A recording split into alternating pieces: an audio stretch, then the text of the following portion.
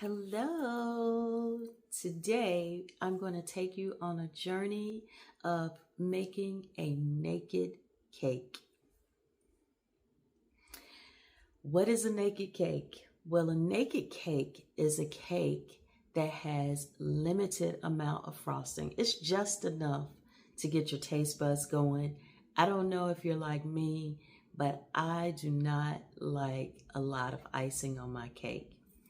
So the fact of having a naked cake is wonderful for me. It actually made me start eating cake again because just too much frosting, I just cannot do it. So come on. Y'all know I'm choosing joy.